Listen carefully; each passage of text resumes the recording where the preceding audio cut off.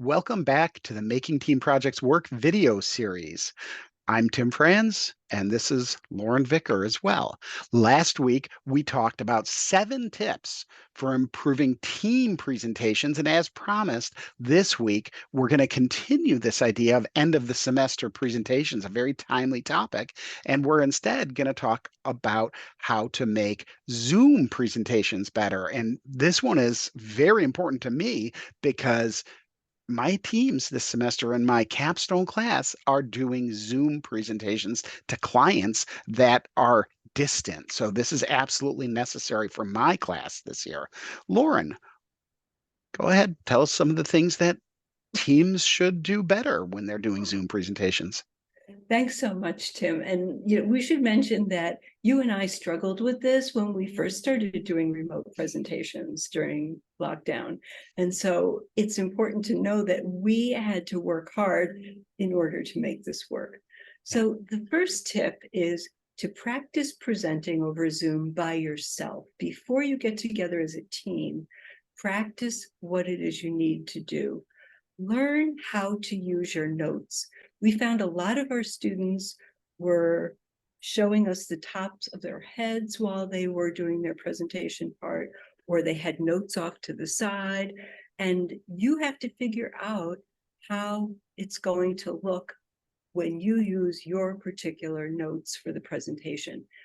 We recommend that you consider recording yourself over Zoom, and you don't have to share it with anyone, just something that you can look back on and see, was I looking at the camera or was I looking at my notes? Was I making good eye contact that would show that I was confident in my material? And again, you've got to practice your presentation so that you aren't tied to your notes while you're doing the presentation.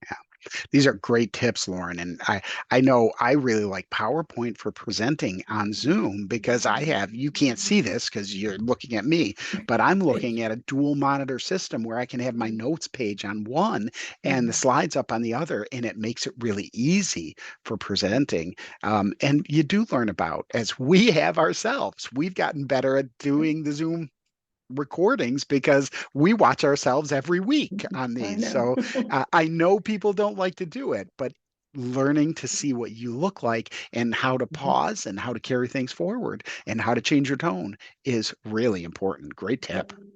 All right. So tip number 2, make sure that you test the technology and the tools with the team ahead of time. So during your presentation time, or I'm sorry, during your project time, where you're actually working on your team project, you've probably gotten used to some of the tools that you're going to be using. But make sure that everything is working ahead of time before the presentation. Make sure everyone has a stable internet connection. Make sure everyone knows who's going to be sharing their PowerPoint and what the order is going to be and how you're going to be coming across as you're presenting. It doesn't take very much for there to be a technology issue. And so it's important to make sure that you test it ahead of time so everyone knows what they're doing and everyone can participate fully.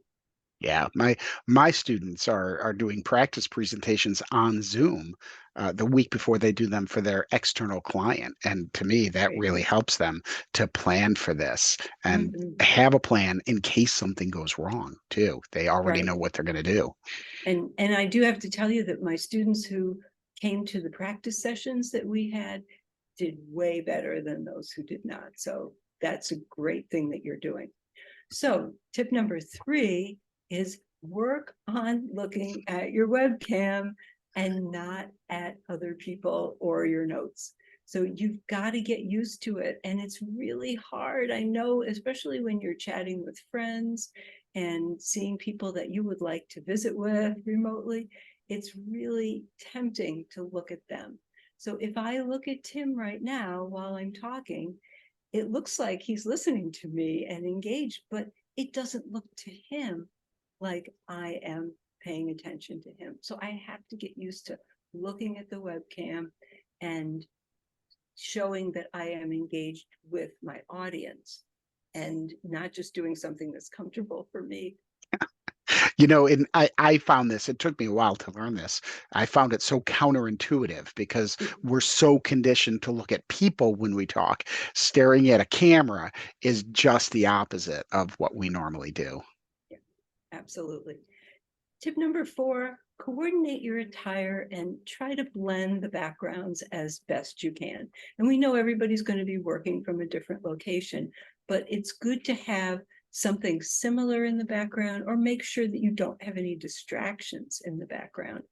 Talk about what people are going to be wearing, because that helps to show, again, that the team has kind of come together.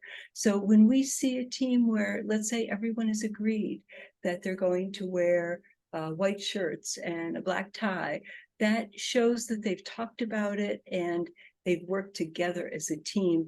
And it's not so jarring to see the different team members on different screens when they're somewhat coordinated with what their appearance is. Yeah, and be careful with those colors and the patterns on your clothes.